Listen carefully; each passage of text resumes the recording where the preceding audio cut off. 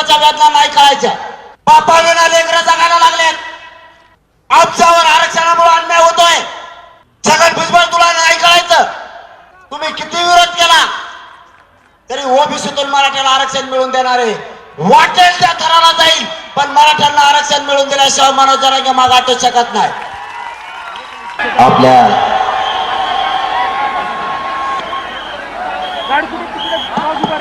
आपला मराठा समाज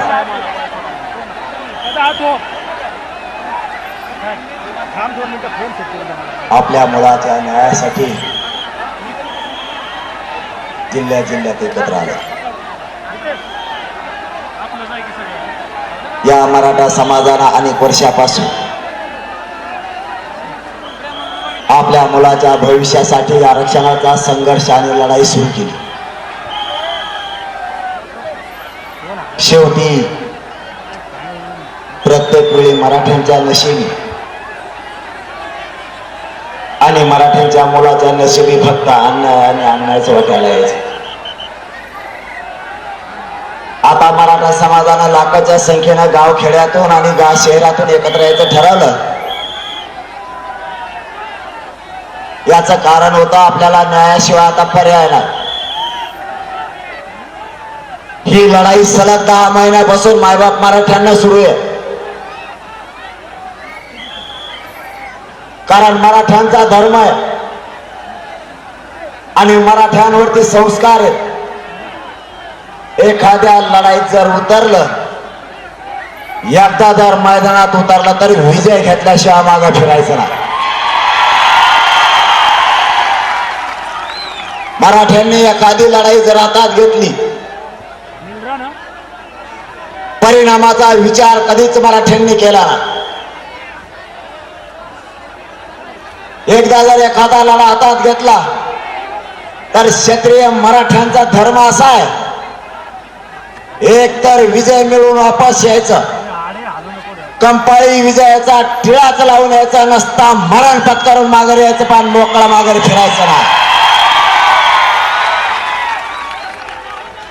म्हणून हा मराठ्यांनी आता लढा उभा केलेला हा अविरतपणानं उभा आहे. ही लढाई आरक्षण घेतल्याशिवाय थांबणार नाहीये. सलग 10 महिने झाले ही लढाई सुरू आहे. घराघरातल्या मराठ्यांना आरक्षण मिळवून दिल्याशिवाय हा लढा थांबणार नाही. ते पण फक्त ओबीसीतूनच आम्ही घेणार.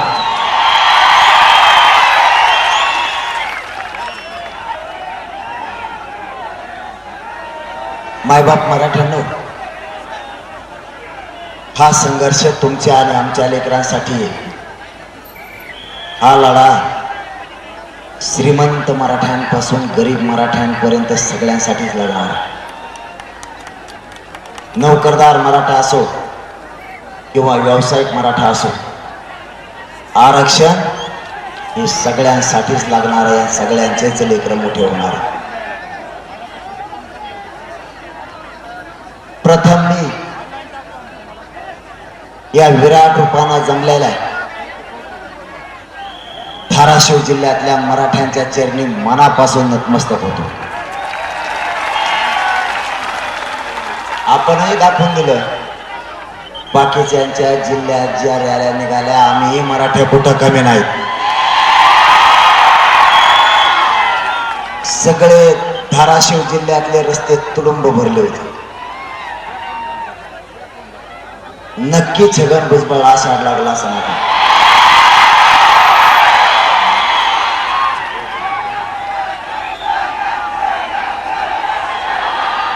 त्याला संडास 100% लागले म्हणून समजायचे. त्याने चूकच तशी केली. त्याने चूक इतकी मोठी केली. मायबापांना आपल्याला ह्या रॅल्या काढायची गरज नव्हती. आपल्याला या रॅल्या शांततेच्या का काढाव्या लागल्या, त्याच्या पाठीमागा छगन भुजबळ. छगन भुजबळने दंगली घडवण्याचा, जाती जाती तेढ निर्माण करण्याचा प्रयत्न सुरू केला. म्हणून या राज्यात कायदा सुव्यवस्था अबाधित राहिली पाहिजे आणि शांतता राहिली, त्यासाठी मराठ्यांनी राज्यभर सुरू केल्या. मायबाप मराठ्यांना तुम्हाला माझं आव्हान आहे आणि विनंती सुद्धा आहे. गोरगरीब मराठ्यांनी आणि गोरगरीब ओबीसींनी एकमेकाच्या अंगावरती अजिबात यायचं नाही. या राज्यात शांतता राहिली पाहिजे, कारण हे राज्य राजकारणाच्या काय बापाची जागिरी नाहीये. हे राज्य आपल्या 18 पगड जातीच्या गोरगरीब ओबीसींचा, गोरगरीब मराठ्यांच्या जनतेचं राज्य. हे येतील जातील, आपल्या आपल्यात मारामारा लावतील. गोरगरीब मराठ्यांचं, गोरगरीब ओबीसींचं वाटोळं होईल. मदतीला कोणीच येणार नाही, म्हणून आपल्याला शांतता ठेवायची. आरक्षणाची काळजी तुम्ही नका करू. असले छगन भुजबळ भिजबळ किती येऊ द्या, आरक्षण घेऊ आपण. मी निभार आहे, काळजी करू नका. फक्त तुम्ही शांतता ठेवा. हे शांततेचं युद्ध कोणालाच रोखता येत नाही, कोणालाच कोणात हिंमत सुद्धा नाही ते रोखण्याची. आपल्याला या रॅल्या काढाव्या लागल्या नसत्या, परंतु मराठा समाजासमोर संकट उभा केली गेली. सरकारचं आणि देवेंद्र फडणवीस साहेबांचं ऐकून आणि त्यांच्या बळावर यांनी सगळं बळ छगन भुजबळला दिलं. काय रे, छगन भुजबळ आला काय?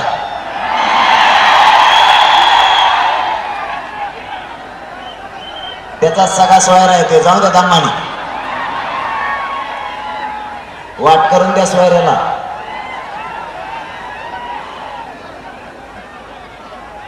त्या काढून तिकडे बाजूला, एका बाजूला तिकडे काढून द्या त्याला. अरे तिकडा रस्ता करा त्याला, जाऊन तिकडे. अरे तिकडून रस्ता करून द्या त्याला.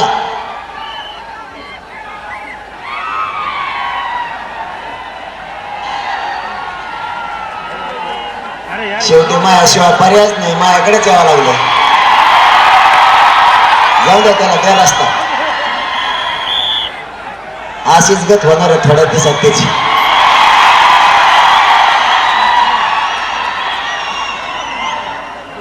रस्ता करून द्या एका बाजूला, जाऊ द्या. मराठ्यांनी कवा रस्ता करून द्यायचा. अशा व्यक्तीला रस्ता करून द्या रे पटकून.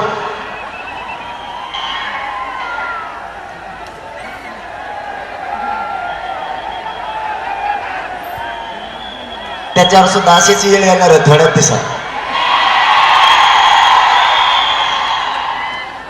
माया नादी लागत. या रॅल्या मायबाप मराठ्यांना आपल्याला काढायची गरज नव्हती. का काढायची वेळ आली तुम्हाला एक 10 मिनिटांमध्ये शांततेत सांगतो, कारण तुम्ही सुद्धा उन्हात दिवसभर तळताय. तुमचा जास्तीचा वेळ मी नाही घेणार. उद्देश काय हा महत्वाचा. या रॅल्या काढायची आपल्याला गरज नव्हती, पण सरकारचं ऐकून सरकारनं छगन भुजबळ आपल्या अंगावरती घातला.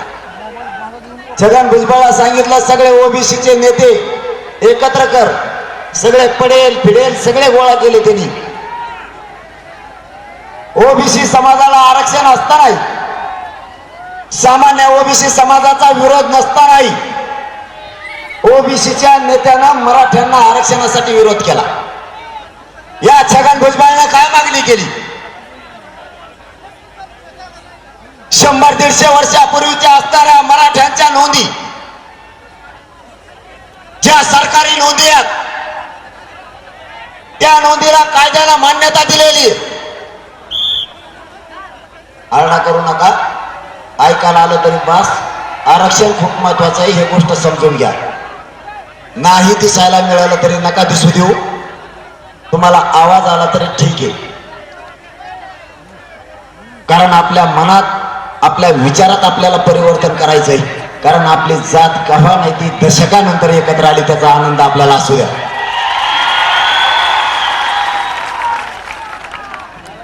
आपण ह्या रॅल्या सुरू करण्याचा उद्देशच त्यांच्यापासून सुरुवात झाली. छगन भुजबळ ओबीसीचे नेते एकत्र केले आणि सगळ्यांना एकमुखानं मागणी सुरू केली मायबाप मराठ्यांनी. ज्या शेकडो वर्षापूर्वीच्या मराठ्यांच्या सरकारी नोंदी आहेत, या नोंदी रद्द करा अशी मागणी छगन भुजबळनं सुरू केली. या सरकारी नोंदी आहेत, छगन भुजबळच्या 100 पिढ्या जरी आल्या तर त्याच्या काय बापाची जागिरी नाहीये ते रद्द करायला. छगन भुजबळ, तू फुकट आरक्षण खातोय 16% आमचं. तुला फुकट खायची सवय लागली चारही बाजूला. फुकट वरबाडाची सवय लागल्यामुळं तुझ्या डोळ्यात तुझे डोळे सुद्धा गेलेत. तू इतकं पाप आणि पातक करायला लागला की तुला भान सुद्धा नाही राहिलं तू कशाची मागणी करतो आणि तू कोणत्या पदावर बसलाय. ज्या संविधानानं तुला पदावर बसवलं तुला येतही भान नाही राहिलं की तू मागणी काय करतोय. ज्या मराठ्यांच्या नोंदी सापडल्या या सरकारी नोंदी आहेत, या कुणाला रद्द होत नाहीयेत. माणूस किती विरोधी असावा, किती जातीयवाद असावा, किती एखाद्या जातीविषयी त्याच्या मनात द्वेष असावा, मराठ्यांविषयी किती आकाश ठासून भरलेला असावा, याचं उत्तम उदाहरण जातीयवादाचं म्हणजे फक्त छगन भुजबळ. मराठ्यांच्या नोंदी रद्द करायचं धाडस त्यांनी केलं.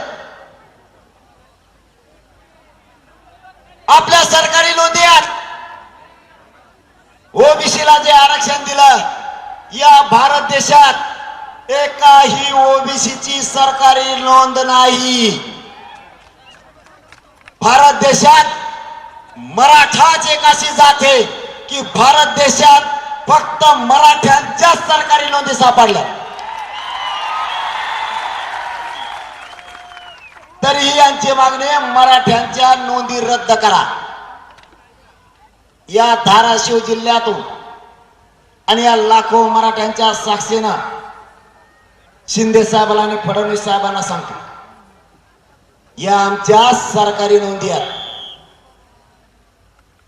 याच्यातली एकही नोंद रद्द केली तुमचे 288 उमेदवार मराठ्यांनी पाडलेच म्हणून समजा.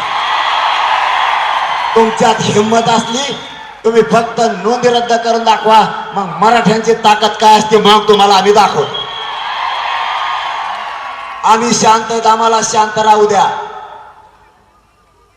जर का आमचा संयम सुटला तर या राज्यात आम्ही एकटेच मराठी 50-55% सगळ्यांची पाठ पुरवण्याची ताकद एकट्या मराठ्यात. आम्हाला त्या वळणावरती नेऊ नका. छगन भुजबळ तुमच्या सरकारचा मंत्री आहे, त्याला समजून सांगा. त्याला जातीय तेढ निर्माण करण्याशिवाय दुसरं काहीच येत नाही. धनगर बांधवांचा आणि मराठ्यांचा कधीच वैर नाही, कधी विरोधही नाही. ही छगन भुजबळ इतका अपिशा पायाचा आहे. यांनी धनगर बांधवात आणि मराठा बांधवात सुद्धा वाद लावायचे ठरवले. धनगर बांधवांना माझी विनंती आहे, विनंतीशिवाय नाविलाजे दुसरं काय करू शकत नाहीत. आम्ही तुम्हाला समजून घ्यायचं तर घ्या, नाही तर तुमचा प्रश्न तुमच्यापाशी, आमचा प्रश्न आमच्यापाशी, वेळ आल्यावर बघू. विनंती करणं माझं काम आहे. धनगर बांधवांच्या आरक्षणाला मराठ्यामुळं नाही, कोणाच मुळे धक्का लागू शकत नाही, कारण तुमचा वेगळा प्रवर्ग आहे.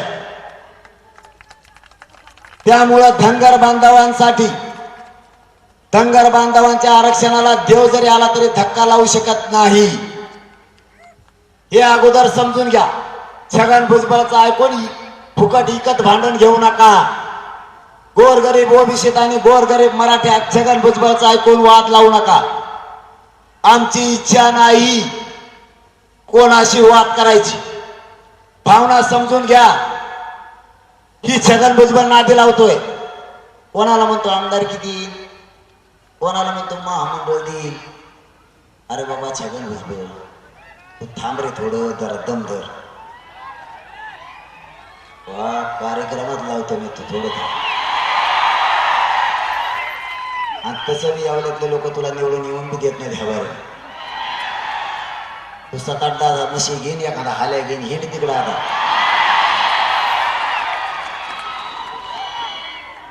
बेट्या तू माझ्या नादी लागू नको म्हणलो होतो तुला मी. तर इतकी वाईट वेळ तुला उभ्या जिंदगीत आली नसेल, इतकी वाईट वेळ आणि नाही तर मग मराठ्यांचा द्वेष सोडून दे. या धाराशिवच्या आई तुळजा भवानीच्या पवित्र दरबारातून आणि पवित्र भूमीतून तुला जाहीर आवाहन करतो, तू इथून पुढे तरी मराठ्यांच्या नादी लागू नको. मराठ्यांविषयीचा द्वेष सोडून दी. याच मराठ्यांनी तुला मोठं केलेलं आहे, आणखीन मोठं करते, नाही ते हेच मराठी तुला पायाखाली कायम तो दाबते. माझ्याकडे येवल्याचे लोक आलते, हे मला म्हणले तुम्ही जर म्हणले त्याला निवडून आणा तरी आम्ही पाडणार आहे त्याला. माझ्याकडे जामनेरचे बी आलते, गिरीश महाजनच्या मतदारसंघात, ती बी कवा रोवून होती त्याला. त्याच्या हे ध्यानातच नाही, 1,36,000 त्याच्या मतदारसंघात कुणबी मराठे एकटे. शेवटी ते कुणबी जरी असले तरी मराठी आहेत आणि आमचे पाहुणे आहेत. तिथले दोन्ही नगराध्यक्ष माझ्याकडे आले, ते म्हणजे आता तांगाच पलटी करतो आले. मराठ्यांच्या नादी लागायचं नाही, मराठ्यांचं वाटोळं करायची भूमिकेत कोणी यायचं नाही. मी काय चुकीचं केलं? मी आज मराठा समाजाला सवाल विचारायला आलोय, मी काय चुकीचं केलं? आणि देवेंद्र फडणवीस साहेबांनाही सांगतो, तुम्ही विनाकारण गैरसमज पसरू नका आणि छगन भुजबळ हाताखाली धरून ओबीसीत आणि मराठ्यात वाद लावू नका. आम्ही काय चूक नाही केली. हे जर जातीसाठी एवढे कट्टर आहेत, यांना आरक्षण असून हे सगळे जण सगळ्या पक्षातले ओबीसीचे नेते एकत्र यायला लागलेत. म्हणजे हे जर एकत्र आले तर जातीवाद नाही, आणि मराठे जर एकत्र आले तर जातीवाद. वारे न्याय. तुम्ही लोकांना पाडता त्यावेळेस जातीवाद नाही, आणि मराठ्यांनी एखादी बार तुम्हाला टंगली धरून आपल्याला पाळलं तर जातीवाद. वारे न्याय. तुम्ही एकत्र आलात, आम्ही आनंदाने तुम्हाला बघितलंय. आमच्या डोळ्यात एकता 1994 ला तुम्ही 16% आमचं आरक्षण घेतलं, मराठ्यांनी आनंदाने बघितलं. तुम्ही ज्या वेळेस एकत्र येता त्यावेळेस आम्ही आनंदाने बघितलं, पण आम्ही एकत्र आल्यावर तुम्ही आमच्या जातीवाद आहेत म्हणून आम्हाला डाग लावला. मराठे जातीवादी असते तर 25 वर्ष मराठ्यांनी तुम्हाला निवडून दिलं नसतं. कोणता जातीवाद आम्ही केला? आंतरवालीला शांततेत आमरण उपोषण सुरू झालं, लाठीचार्ज आमच्यावर झाला. फडणवीस साहेब, छगन भुजबळला बळ द्यायचं कमी करा. छगन भुजबळ इतका अपिशा पायाचा आहे, त्याच्या सहित सुद्धा तुम्हाला जेलला घेऊन जाईल. छगन भुजबळच्या नादात राज्यातला अख्खं भाजप संपून बसताल. मराठे तुमचे विरोधक नाही आहेत आणि असण्याचं कारण सुद्धा नाही. पण छगन भुजबळचं ऐकून तो बोलत नाही ना माझ्या विरोधात, माझ्या जातीच्या विरोधात बोलत नाही, ते का रट्ट्यात वाजवून त्याला नाही. ते एकदाच बोलला होता तर आणखीन त्यांनी थोपाडतच केलं नाही. आपल्याला कस का अवघड असतो. तेव्हा मराठ्याचा असो नाही ते कुणाचं असो, कोणचा नेता असो, माया जातीच्या विरोधात बोलला की नाही वाजेला. तो मागून कोणीतरी नाव घेतलं म्हणून मला बोलायला लागलं, त्याचं नाव बी मी घेत नाही. आणि मागून बोलत जाऊ नका. ते बी आता मागूनच बोलतो आडवी. इतकी वाईट वेळ आली त्यांच्या. छगन भुजबळच्या नादी लागून फडणवीस साहेब तुमच्यावरती वाईट वेळ येईल. तुम्ही गैरसमज पसरल्याला भरून काढण्याच्या नादात, ओबीसीच्या मतं घेण्याच्या नादात, नेरेटिव्ह भरून काढायच्या नादात, आम्हाला ओबीसीच्या मताची गरज आहे या नादात, असं करून करून त्या छगन भुजबळला जवळ करून सगळ्याची सगळे राज्यातले तुमचे शिट पाडायला जबाबदार फक्त छगन भुजबळ असणार आहे. त्यापेक्षा त्याचं न ऐकता मराठ्यांचा हक्काचं आरक्षण द्या, त्याचं ऐकून मराठ्यावर अन्याय करू नका, एवढंच आमचं म्हणणं आहे. मी वयानं बारीक आहे, पण तुम्हाला समजून सांगतोय. ऐकायचं तर ऐका, नाही तर या लोकसभेला मी फक्त पाडा म्हणलो होतो. एवढा मताळा झाला, तुम्हाला आणखी सुधारणा नाही कस काय पडले. मी कुणालाच म्हणलं नाही नाव घेऊन पाडा, सांगितलं का रे? आणि मग मी जर नाव नाही घेता ही फजिती होती.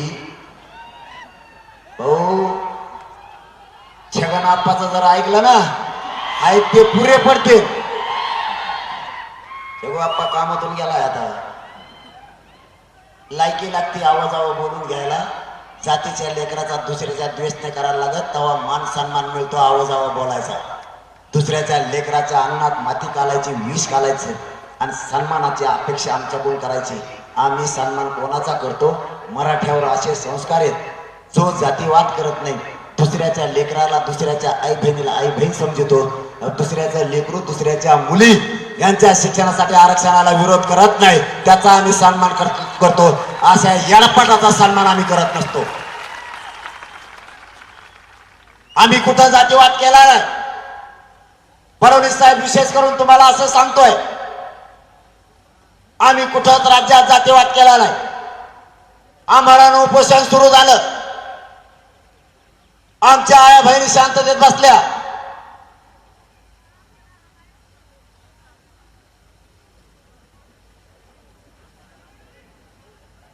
मोबाईलवर बोलतो, बैठकीला बोललेलं आपल्याला, मला वाटलं बैठकीला बोललेलं.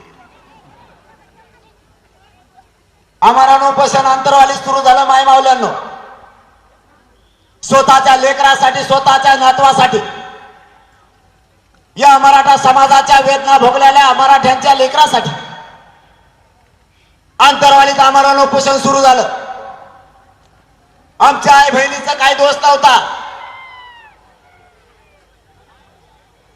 जसे तुम्हाला लेकर आहेत तसे आम्हालाही लेकर आहेत. आमच्या आई बापानं स्वप्न बघितलं आमचे लेकर अधिकारी झाले पाहिजेत. आमच्या आई बापानं रात्रंदिवस कष्ट करून लेकर शिकवल्यात. असा एकही बाप आणि एक आई नाहीये त्याला वाटत नाही माझं लेकरू अधिकारी होऊ नये म्हणून. आमच्या आई बाप झाले ना, वेळे प्रसंगी उस तोडलेत, वेगानं पैसे काढलेत, पण लेकर शिकवल्यात. आई बापानं स्वप्न बघितलंय माझ्या वाट्याला आलेल्या वेदना, माझ्या वाट्याला आलेला कष्ट माझ्या लेकराच्या वाट्याला येऊ नये म्हणून वेळे प्रसंगी आमच्या मायबापानं जमिनी विकल्या, पण लेकर शिकवलेत. पण या आरक्षणानं आमच्या लेकराचा घात केलाय. आई बाबाच्या स्वप्नाची राखरांगोळी झाली. आरक्षण नसल्यामुळे आमचे लेकर नाही नोकऱ्याला लावू शकले. फुकटचं आरक्षण 16% आरक्षण छगन भुजबळांना वर पाडलंय. आता नोंदी सापडल्या त्याही रद्द करा म्हणतो. हे आरक्षण मराठ्यांना मिळावं म्हणून अंतरवालीत आमरण उपोषण सुरू झालं. काही कळण्याच्या आत इतका भयानक प्राणघातक हल्ला आमच्या आई बहिणीवरती आणि तिथल्या बसलेल्या माणसांवरती झाला की मुंडके वर करायच्या आतच रक्ताचा सडा पडला. आमच्या आई बहिणीच्या पोटात आणि छातीत गोळ्या घुसल्या. बारीक बारीक लेकर रक्ताच्या थारोळ्यात पडले. आई लेकराला दिसत नव्हता ना बापाला लेकरू दिसत नव्हतं. इतका अंधाधुंदपणे मार सुरू होता की त्या अश्रू धुळाच्या नळकांड्याने त्या धुळानं बारीक बारीक लेकरांचे डोळे सुद्धा उघडत नव्हते 8-8 दिवस. वयोवृद्ध माणसं असणाऱ्यांच्या मांड्यात गोळ्या, कुणाच्या हातात गोळ्या, छोट्या छोट्या मुलींच्या डोक्यात गोळ्या, माई माऊलींच्या डोके या दस्त्यानं, बंदुकीच्या दस्त्यानं फोडण्यात आले. 30-30, 35-35 टाके पडले. रक्ताच्या थारोळ्यात किंकाळणारे, आक्रोश करणारे आमची आई, या मायबाप मराठ्यांना उचलून दवाखान्यात न्यायला सुद्धा कोणी नाही. एवढा मोठा संघर्ष आणि एवढा मोठा अन्याय मराठ्यांनी सहन केलाय. आम्हाला जातीवादी कशाहून सिद्ध केलाय. आजही आमच्या आई बहिणीला रस्त्याने नाही चालता येत. आजही बाजावर झोपलेले आमचे आजी आणि आजोबा, आमचे मराठ्यांचे माणसं, तरुण पोरं, आजही त्यांना नाही चालता येत. जर कोणाला बघायचे असले आणि फडणवीस साहेब तुम्हाला बघायचं असलं तर आत्ताही गोळ्या आणि बंदुकीने घातलेले छेरे आत्ताही पोरांचे आम्ही पायात आणि हातात तुम्हाला दाखवतो. गोळ्या घालणारे जातीवादी अधिकारी, फडणवीस साहेब, जातीवादाचा डाग छगन भुजबळच्या माध्यमातून मराठ्यांना लावू नका. ज्या अधिकाऱ्यांनी मराठ्यावरती गोळ्या झाडल्या त्या जातीवादी अधिकाऱ्यांना तुम्ही अधिकारी कोणते आणले होते हे आम्हाला माहिती. त्या अधिकाऱ्यांना बडतर्फ करण्याऐवजी तुम्ही मराठ्यावर गोळ्या झाडणाऱ्या अधिकाऱ्यांना बढती दिली. हे आयुष्यभर मराठी विसरणार नाहीत, लक्षात असू द्या. हिशोब होणार, दिवस बदलतात. फडणवीस साहेब, मी करणाऱ्यांच्या सुद्धा सत्ता गायले आणि गर्व असणाऱ्यांचा सुद्धा गर्वाचा हरण झालाय. सत्ताला दिवसाचे नाहीये, मराठ्यांचे सुद्धा दिवस येतील. अधिकाऱ्यांना जातीवाद करायची गरज नव्हती, त्यावेळेस हिशोब पुरा होणार म्हणजे होणार, सुट्टी नाही. तुम्हाला आरक्षण असून, फडणवीस साहेब तुम्हाला तिसरा मुद्दा सांगतोय, माझ्या मराठ्यांना माहित असावं म्हणून सांगतो. आरक्षण असून छगन भुजबळ मराठ्यांच्या विरोधात लढतोय. जातीवादी छगन भुजबळ कामी अंतरवालीत आमरण उपोषण सुरू. त्याच अंबड तालुक्यात एल्गार सभा छगन भुजबळने घेतली आणि तिथून जातीवाद केला. मराठ्यांचे हातपाय तोडा, माझे कोयत्यानं तोडा, अनेक वेगळे वेगळे उग्रट भाषण. छगन भुजबळ, तुला माहित नाही मी काय नमुना आहे. फक्त झोपेत असताना येऊ नको, मी जागा असताना ये. तो कोण कोण येत, त्याला जर वाकडं तिकडं नाही केलं तर मराठ्याच्या अवलाद सांगणार नाही. गाड्या करतो माघारून. फडणवीस साहेब त्याला जातीवाद नाही म्हणत का? आंतरवालीत आत्ता आमरण उपोषण सुरू आहे. त्याच्या समोरच छगन भुजबळला तुम्ही सगळे ओबीसीचे नेते गोळा करायला लावले आणि आंतरवालीच्या समोरच आंदोलन ठेवलंय. याला जातीवाद म्हणत नाहीत का? समोरासमोर जर आंदोलन बसले तर मारामाऱ्या होणार की नाही होणार? होणारच. तरी मराठ्यांनी शांतता ठेवली, मराठ्यांनी आव्हान केलं. त्यांचा डाव होता छगन भुजबळचा. इथून जाणाऱ्या मराठ्यांच्या अंतरवालीला गाड्या नाही शिव्या दिल्या मराठ्यांनी तरी शिव्या दिल्या मनाच्या गाड्या फोडायच्या आणि दंगल घडून आणायची. छगन भुजबळचा डाव मराठ्यांनी हाणून पाडला, नाही यशस्वी होऊ दिला.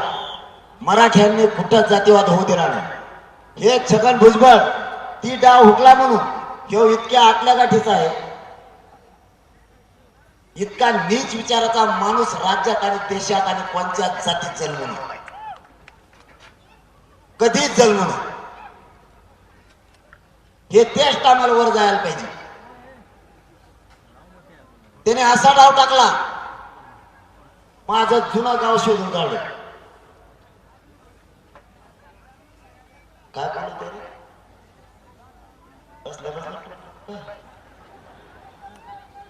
खाली बसणार नाही. मला असं मध्ये बोललो ना म्हणून मी झपकेतोय. असा कार्यक्रम आहे. आंतरवालीच्या समोर बसवलं आणि दुसरा डाव टाकला. माझं जुनं गाव शोधलं माय मावल्यानं आणि तिथं त्याला दंगल घडवून आणायची होती ना. असं दाखवायचं होतं की मी गाड्या फोडायला लावल्यात, मी दंगल घडवली, म्हणजे मला डाग लावायचा होता. त्यांच्या गाड्या त्यांनी फोडल्या, त्यांचे गोटे त्यांनाच लागले. मराठे गप बसले, त्यांना तसंच उठून दवाखान्यात जावं लागलं. त्यांचे टकोरे त्यांनीच फोडून घेतले, मोकळे झाले. तिथेही मी डाव म्हणून पाडला. बघा, त्याने तिसरा डाव रचला. किती खालच्या ताच्याच्या विचाराचा माणूस असावा. त्यांनी छगन भुजबळनी काही ओबीसीच्या नेत्याला सांगितले, मला काल नाही झालं, कालच्या रात्री, मला यादी माहीत सुद्धा नव्हतं.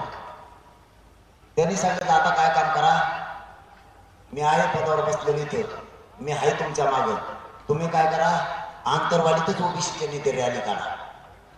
मला सांगा, इतका हटकून केल्यावर भांडणं होते का नाही? काही सहन करण्याची बी मर्यादा असते का नाही? आम्हाला बी काही मर्यादा असताना सहन करायची.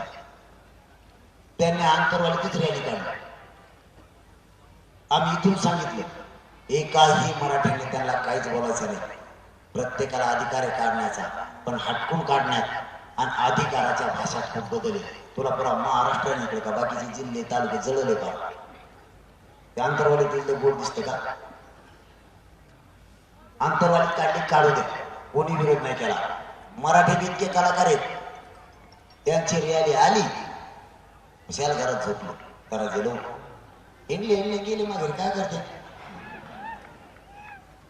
छगन भुजबळ फडणवीस साहेबांना पहिल्यापासून सांगितलेलं, माझं डाव टाकू नका, तुम्हाला फक्त मी दिसायला यायला दिसते, पण तुमचे षडयंत्र डाव पुरे पठ्ठ्याने मोडलेत, कारण मी क्षत्रिय मराठा आहे, तुमच्या रक्ताचा ओरेनं जातवाला. हे असले डावं भाव माझ्याजवळ काही नाही करीत. तुम्ही सोशल मीडियाच्या पलीकडे माझ्यावर दुसरं काहीच लिहू शकत नाही, माझ्याजवळ काही सापडणार नाही. तुम्ही फक्त सोशल मीडियावरच लिहू शकता, त्याच्या पुढं काहीच नाही. बदनामी करायला माझ्याजवळ काही नाही, माझ्याजवळ प्रॉपर्टी नाही, पैसे नाही. उलटी पॅन्ट केली, खिसे उलटे केले तरी आठाणा खाली पडत नाही. त्यामुळे तुम्हाला मायापाशी काही ताण नाही, तुम्ही काही शोधा, तुम्ही फक्त सोशल मीडियावर लिहू शकते. मला काय म्हणताय छगन भुजबळ, हे चौथी नापाशी मी गच करणं त्याचे, ते म्हणते ते चौथे नापाशी, त्याला अभ्यास नाही, कायद्याचा नाही, घटनेचा नाही. अरे मी पागल आहे भाऊ, येडा आहे, तुला काय करायचं? मी पार बदल आहे, तू टांगड्यावर चलवतो, मी टोकरीवर चलवतो, तुला काय करायचं? ते म्हणते कसलं गाणं दिसतंय, अभ्यास नाही त्याला, कसलं गाणं दिसत तुला? काय मला काय लग्न करायचं तो असं? तुला करायचं काय? मी आपला कसा दिसून तुला काय ठेका घेतला का? का तो मला काय मुख्य घ्यायचे तो? तुला करायचं काय? मी कसला दिसून? तू जसा तो जातीसाठी कट्टर आहे, तसा मनोज जरांगे सुद्धा त्याच्या जातीसाठी कट्टर आहे.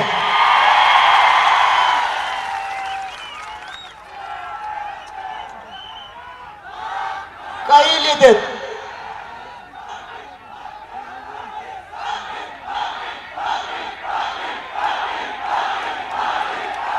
सोशल मीडियावरती मला उगा बदनाम करायसाठी सुरू करतात, काही लिहितात.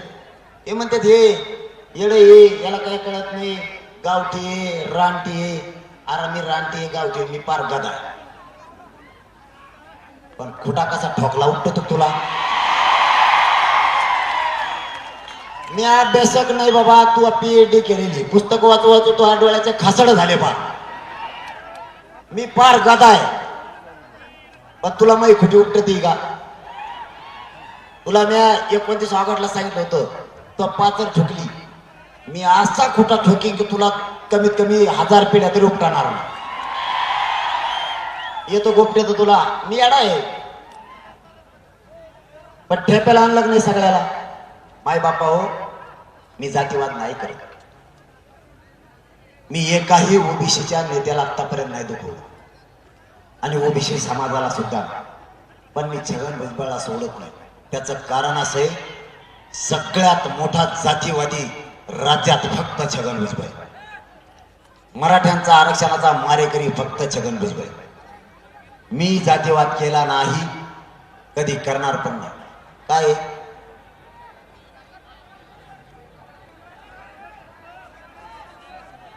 अँब्युलन्स मध्ये पाठवा. नेलं का? जाऊ द्या, रस्ता करून द्या त्यांना लवकर. न्या, पाणी द्या. नेलं ना? चल.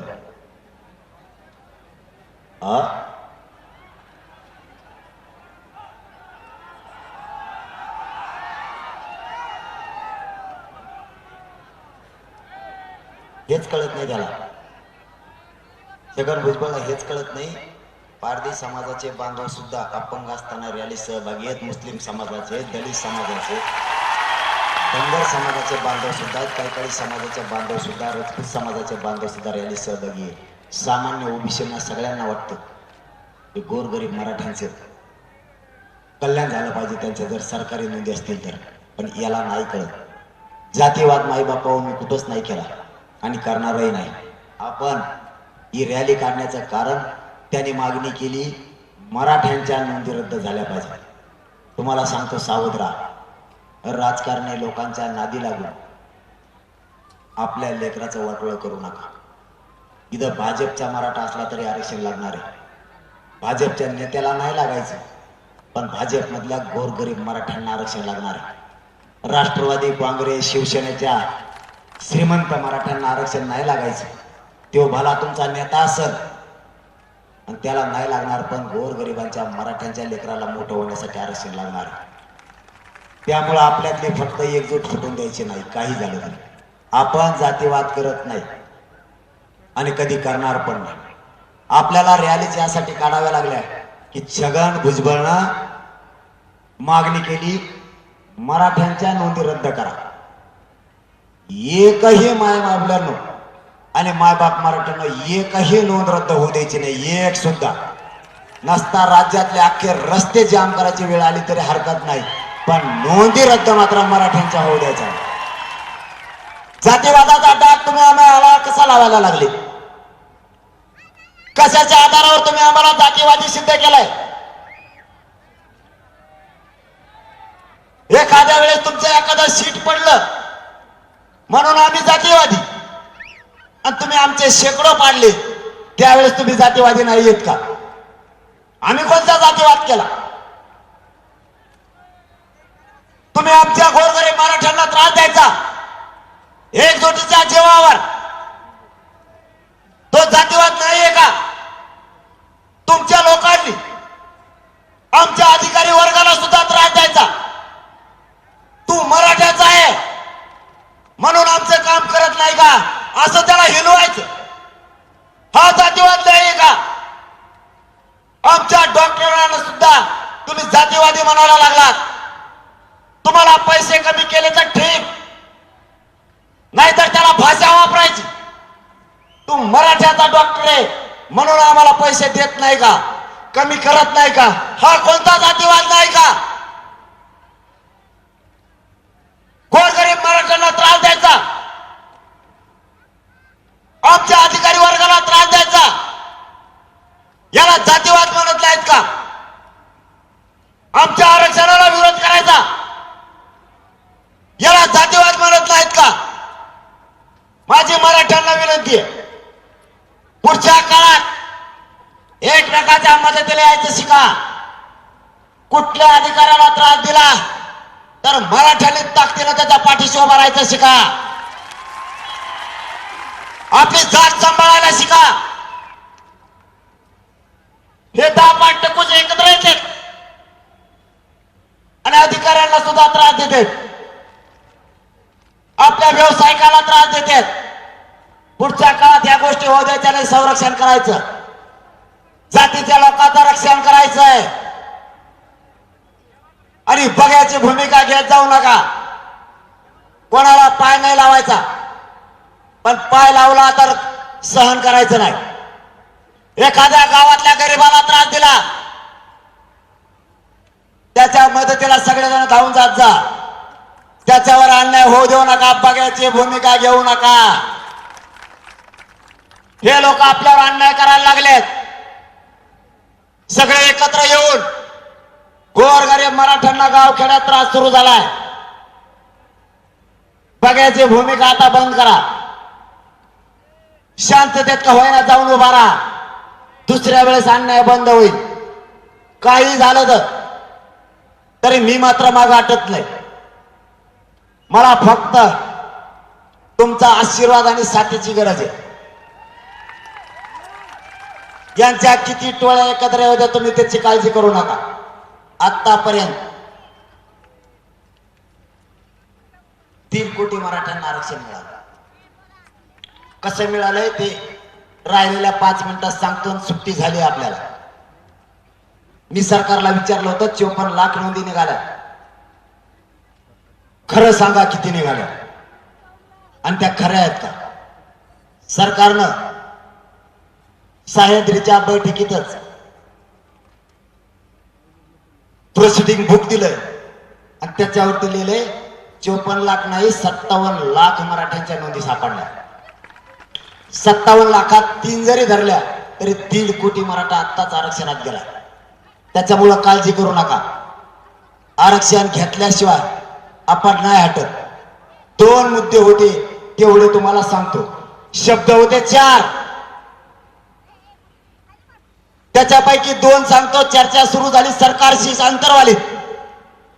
न्यायाधीश 4 बरोबर आणले. मंत्री लोक भरपूर, आमदारही भरपूर आले, सचिव आले, सगळे अभ्यासक सुद्धा आरक्षणाचे आणि घटनेचे सुद्धा होते. कायद्याचे अभ्यासक आणले.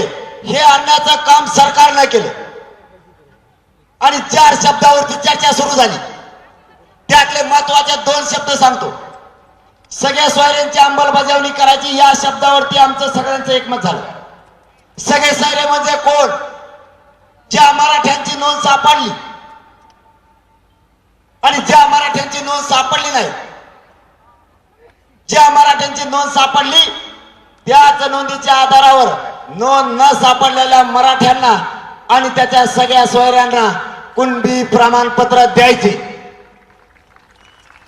यावर सगळ्यांचं एकमत झालं. शब्द दुसरा, ज्या मराठ्यांची नोंद सापडली त्या नोंदीच्या आधारावरच महाराष्ट्रातील मागेल त्या मराठ्यांना कुणबी प्रमाणपत्र द्यायचे. यांनी टाकला होता मार डाव. एवढंच सांगणार आहे मी, लगेच सुट्टी घेणार आहे आता. गिरीश महाजनांनी सांगितलं सगळे सोयरेची अंमलबजावणी टिकणार नाही.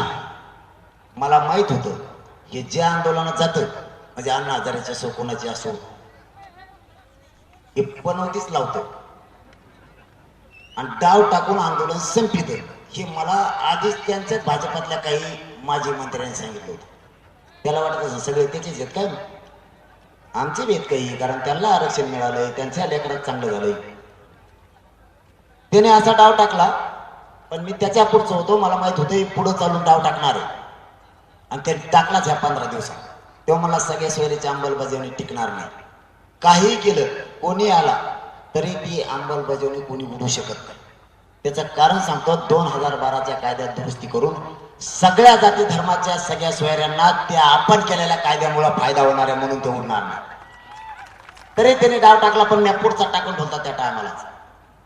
तेव्हा असा होता, हे लक्षात असू द्या, ज्या मराठ्यांची नोंद सापडली त्या नोंदीच्या आधारावरच जो मराठा मागणी करल मागेल त्या मराठ्यांना नोंद सापडलेल्या मराठ्यांच्या नोंदीच्या आधारावरच कुणबी प्रमाणपत्र द्यायचे. ह्यो शब्द सुद्धा आपण त्याच वेळेस मंजूर करून घेतलेला आहे. त्यामुळे यांना सुट्टी नाही. कारण त्यावेळीची चर्चा ज्यावेळेस न्यायाधीश आले होते त्यावेळेची चर्चा पुन्हा एकदा मीडियावर शोधायला सुरुवात करा आणि सगळे मराठी बघून घ्या की हे शब्द आहेत का नाहीत. त्याच्यात धनंजय मुंडे असं म्हणले होते, हे तर भयानक काम की झालं म्हणे. मागेल त्या मराठ्याला म्हणल्यावर सरसकटच झालं आणि म्हणलं मग सरसकटच असतं. सगळ्या सोयऱ्यातून जर काही सुरून मराठी राहिले तर मागेल त्या मराठी घेतील.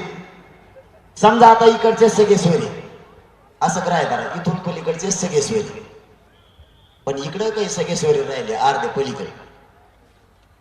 इथल्या निघालेल्या मराठ्यांच्या नोंदीवर सगळे सोयरे आरक्षणात गेले, पण काही जरी सोडून राहिले तर तुमच्याच नोंदीच्या आधारावर इकडच्या मराठ्यांना सुद्धा आरक्षण घेता आलं पाहिजे. म्हणून आपण शब्द घातलेला आहे की मागेल त्या मराठ्यांना सुद्धा आरक्षण द्यावं लागणार. त्यांच्या हे शब्द ध्यानातच नाही, कारण हे शब्द आपण लवकर पुढे आणला नव्हता. आपण 2-3 शब्द फक्त अगोदर पुढे आणले होते. एक शब्द आपण राखून ठेवला होता. माझे काही भाषण आहेत याच्या आधीचे मी 3 शब्द कायम सांगायचो. मी सांगायचो ती बैठक 4 शब्दावर संपलेली, त्यातले 3 शब्द आज सांगतो. इथून मागं 3 शब्द मी सांगितलेले होते, एक शब्द कायम मागं ठेवलेला होता. त्याचं कारण असं होतं की मला माहित होतं गिरीश महाजन डाव टाकणार आणि त्याचे डाव मोडायची जबाबदारी माझ्यावर, कारण मी तुमचा मुलगा म्हणून इमानदारीनं काम करतोय.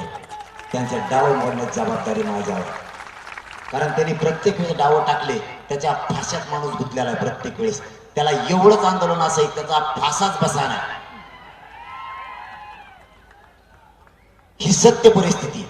त्याच्यामुळं ज्या मराठ्यांच्या नोंदी निघाल्यात, 4था शब्द आपला असा आहे, ज्या मराठ्यांच्या नोंदी निघाल्यात त्या नोंदीच्या आधारावर मागेल त्या मराठ्यांना द्यायचं. कारण नोंद निघालेल्या मराठ्यांचा व्यवसाय आणि नोंद न निघालेल्या मराठ्यांचा व्यवसाय सारखाच आहे, कारण व्यवसायाच्या आधारावर या देशात आरक्षण दिलं गेलंय. म्हणून कुणबी विदर्भातल्या कुणब्यांचा आणि मराठवाड्यातल्या आणि महाराष्ट्रातल्या मराठ्यांचा व्यवसाय एकच आहे, शेती. म्हणून सरसकट मराठ्यांना कुणबी प्रमाणपत्र द्या. माझी शेवटची तुम्हाला मायबापा विनंती, मी नाही हटत. हैदराबादला गेले ना 4 दिवस झाले नसते, कागदच चाळी देते तरी त्याला तुमच्या मात कार्यक्रम संपल्यावर मी झोपून देतो काय, त्याचा कच फोनाला येतो मी. आपला रक्का लय अवघड असतो, आपलं कोणी नाही भाऊ या दुनियात. घेऊन येता येतो माझ्याकडे, तो चिटकायला बघू तू इकडून, काही नेतात माझ्या मांडीवर बसायची तयारी असते. हो मग तुम्ही राहिलं रक्त, मी त्याला पलीकडे सारखं म्हणलं ते इतके टपारी आहेत ना ते, पलीकडे सुद्धा येतच नाही मला, इतके टप्पूचे टप्पू आहे. फुकट खाल्लेलं लोकांच जेव्हा आमदार मंत्री झालेले असे चिटके देत, मी कोणाचाच नाही. म्हणून माझ्या मराठा समाजाला माझ्यावर विश्वास आहे, ही कोणत्याच नेत्याचा होऊ शकत नाही. मी भाजपचा नाही, काँग्रेस नाही ना, महाविकास आघाडी नाही, फगाडी नाही ना, कोणी नाही. मी फक्त आणि फक्त माझ्या मराठा समाजाचा आहे, कट्टर जातवान आहे मी तुमचाच आहे. माझी फक्त तुम्हाला विनंती, सरकारने मला उघडं पाडायचं ठरवलंय. सगळे ओबीसीचे नेते छगन भुजबळने एकत्र केलेत, मराठा घेरण्याचं काम सुरू केलंय. आता खरी वेळ मराठ्यांना साथ देण्याची. माय बापाओ, मला उघडं पडू देऊ नका. तुमचा मुलगा म्हणून तुम्हाला हात जोडून विनंती करतोय. मला आता हीच वेळ आहे की तुम्ही ताकद आणि आशीर्वाद द्या, तुम्ही स्वाद द्या. तुम्ही जर खंबीरपणाला मागे उभा राहिलात, यांच्या मुंडक्यावर पाहिजे मी आरक्षण घेतो, काळजी करू नका. मला या जगात कोणी नाही, माझं कुटुंब उघड्यावर सोडून मी तुम्हाला मायबाप मानलाय. माझ्या शरीरात प्रचंड वेदना होत आहेत. मला 4-4 पायऱ्या उतरायच्या असल्या तरी 2 लोकांचा आधार घ्यायला लागतोय. मी कधी मरण हे सुद्धा मला माहित नाही. इतक्या भयानक वेदना मला होत आहेत. माझ्या समाजाच्या लेकराला न्याय देण्यासाठी माझ्या कुटुंबावरून उभा नागर फिरलाय. मी तुम्हाला मायबाप मानलाय. माझं कुटुंब मी तुमच्यात बघतोय. माझा बाप कुठे आहे, माझी आई कुठे आहे, माझा परिवार कुठे आहे, मी लक्ष सुद्धा देत नाही. मला परिवार तुम्ही आहात. माझं शेवटचं स्वप्न आहे, मी तुमचा देव बघितलाय. मी जातीशिवाय कुणाला किंमत देत नाही. उपोषणानं माझ्या शरीराची पूर्ण चालणी झाली. माझ्या अंगात रक्त नाहीये. माझा अंग कधी पण थरथर कापायला लागतंय. माझं वजन कमी झालंय. मी तुमच्यात कधी असेल का नाही याची सुद्धा मला भीती वाटते. पण मी आहे तोचपर्यंत तुमच्या लेकराला आरक्षण देईन. त्याशिवाय मरणार नाही. यांनी किती घेरू द्या, किती षडयंत्र करू द्या, मी नाही हटत. माझं शेवटचं स्वप्न आहे आपल्या कोटीला मराठ्यांच्या लेकरासाठी, मी तुमच्या लेकरासाठी यांच्या सगळ्या दुश्मन अंगावर घेतल्या. मी फक्त मराठ्यांचं दुःख बोलतोय, मराठ्यांची खरी खरी वेदना मांडतोय. मी सरकारला फुटत नाही, मी सरकारला मॅनेज होत नाही, म्हणून सरकार माझ्यावर चढायला लागलाय. माय बापा, मला कशाची गरज नाही, मला नाही पाहिजे पैसे, मला नाही पाहिजे पद. मी नशीबवान आहे, तुम्हीच माझ्यासाठी संपत्ती आहेत आणि तुम्हीच माझ्यासाठी पद आहे. मला नाही गरज यांच्या पैशाची, मला तुमच्याकडून एकच अपेक्षा आहे फक्त,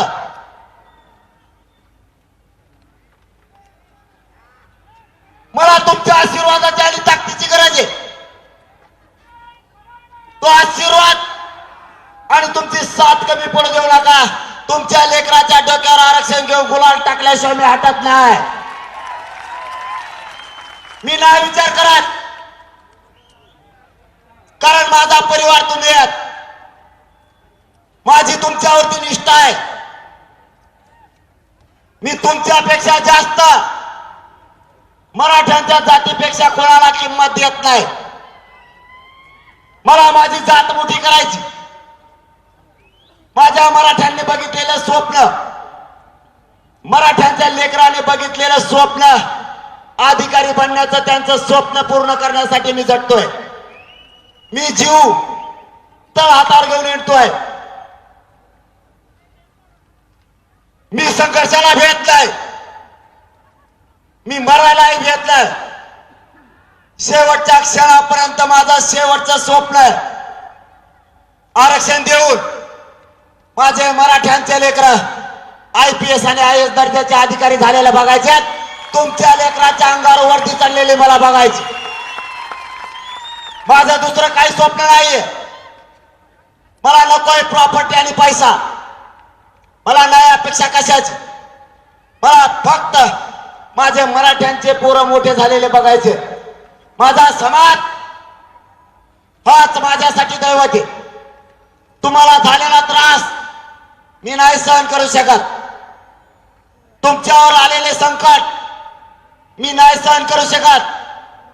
मराठ्यांच्या पोरानं नोकरीतून हुकल्याच्या नंतर त्याच्या वेदना नाही मला बघू वाटत. त्याच्या डोळ्यातलं पाणी काळीच पिळवटून टाकणार आहे. त्याच्या वेदना नाही सहन होत.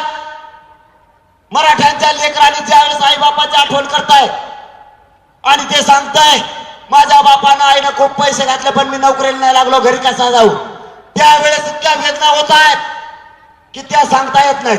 माझा संघर्ष त्यासाठी बलिदान दिलेत मराठ्यांच्या पोरानं. या मराठा आरक्षणासाठी अण्णासाहेब पाटलांपासून अण्णासाहेब चावळे पाटलांपर्यंत, मेटे साहेबांपासून वरजे साहेबांपर्यंत 350 पोरांनी आपल्या बलिदान दिले. हे बलिदान मला नाही वायाला जाऊ द्यायचे. आई बहिणीचं कंपाळ उघड पडलाय. या आरक्षणापायी आपल्या आईच्या कंपाळाचं कुंकू पुसलाय. त्या घरातल्या वेदना एकदा फडणवीस साहेब जाऊन बघा. मराठ्यांच्या वेदना काय आहेत. छगन भुजबळ, तुला नाही कळायच्या मराठ्यांच्या वेदना. आमच्या आडवं येऊ नको. तू जर आडवा आला तर तुझ्यामुळे सगळं सरकार पाण्याला सुद्धा मराठा मागे पुढे बघणार नाही. माझ्या आई बहिणीच्या कंपाळाचं कुंकू गेलंय आरक्षणापायी. ज्या घरात आत्महत्या आरक्षणासाठी झाली त्या घराचा उंबरा सुद्धा ओलांडू वाटत नाही. कारण त्या काळ्या कुट्ट अंधारात आत्महत्या केलेल्याची बायको ओक्सा भोक्सी कोपऱ्यात रडते. तिच्या डोळ्यात पाणी नाहीये. पुढचं जीवन जगायचं कसं. करता पुरुष घरातला गेलाय. आता मी पुढं काय करू. 2-2 लेकरं तिच्या मांडीवर. फडणवीस साहेब, तुम्हाला आमच्या समाजाच्या वेदना नाही कळायच्या. आमच्या आत्महत्या झालेल्या कुटुंबाकडे एकदा जाऊन बघा. आमचे बलिदान गेले त्या लोकांचे एकदा घर जाऊन बघा. बारीक बारीक लेकरा बाप नाही दिसल्यावर कसे रडतायत एकदा जाऊन बघा. तुम्हाला दुसऱ्या दिवशी सकाळी अटॅक येईल. बापाविना लेकरं जगायला लागलेत. बापाचा पाठीवर हात फिरणारा नाही राहिला. आमच्यावर आरक्षणामुळे अन्याय होतोय. छगन भुजबळ तुला नाही कळायचं. तुमच्या घरातला कोणी मरत नाही म्हणून तुम्हाला वेदनाची जाणीव नाही. माझ्या मराठ्यांच्या घरातले लोक मेल्यात त्याची जाणीव मला त्यांचा मुलगा आहे म्हणून आहे. तुम्ही किती विरोध केला तरी ओबीसीतून मराठ्याला आरक्षण मिळवून देणार आहे. वाटेल त्या थराला जाईल पण मराठ्यांना आरक्षण मिळवून दिल्याशिवाय मनोज जरांगे मागे हटू शकत नाही. तुम्हाला माझा शेवटचा शब्द आहे, एकजूट राहा. राजकारणाच्या नादी लागून आपल्या समाजाचं वाटोळं होऊ देऊ नका. सगळ्या पक्षातले मराठे आमदार, मंत्री आणि नेते सगळ्यांनी हीच वेळ आता आपल्या जातीला मोठं करायची आणि साथ देण्याची. सगळ्यांना हात जोडून विनंती करून सांगतो, मंत्र्यांसह मराठ्यांच्या आमदार खासदारांसह आणि सामान्य मराठ्यांना सुद्धा जात वाचवा. जात संकटात सापडली, जातीला साथ द्या, जातीच्या पाठीशी उभा राहा. ही जात तुम्हाला कधीच विसरणार नाही. सगळेजण एकजूट राहा. ही लढाई आपल्याला जिंकायची. माझ्या पाठीशी आपला आशीर्वाद आणि साथ राहू द्या एवढीच विनंती करतो आणि थांबतो. धन्यवाद. जय शिवराय.